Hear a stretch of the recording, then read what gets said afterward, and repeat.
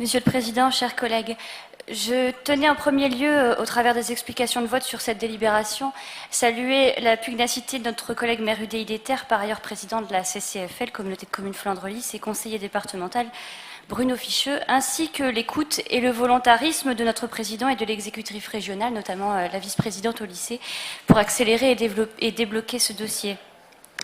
J'ai rencontré à plusieurs reprises le proviseur de l'établissement Val de Lys à Éter, Monsieur Lebrun, dont je salue également la mobilisation et l'implication sur ce dossier. Il y a en effet sur cette question une double urgence.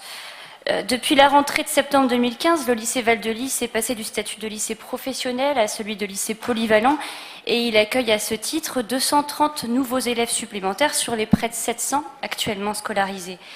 À partir de la rentrée 2016, l'établissement sera également le siège d'une nouvelle formation d'excellence, le Bac Pro aéronautique, en partenariat avec la Marine nationale.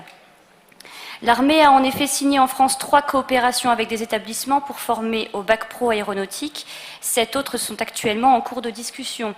Pour toute la zone au nord de Paris, c'est Éter et le lycée Val de Lys qui a été choisi. C'est un remarquable signe de reconnaissance pour notre territoire régional et plus particulièrement pour notre territoire des Flandres. Après de nombreuses études, expertises et contre-expertises concernant une malfaçon non visible, l'entreprise Ramprix Bâtiment a décidé d'exécuter à ses frais et risques les travaux de mise en conformité nécessaires. Cette malfaçon provient en effet des matériaux de remblai, lesquels ont déformé la dalle au sol des ateliers du lycée, qui s'est soulevée par endroits de 25 cm. Malheureusement, vu la tardiveté de la découverte de ce défaut, il n'a pas pu figurer sur la liste des dommages de la procédure de garantie décennale.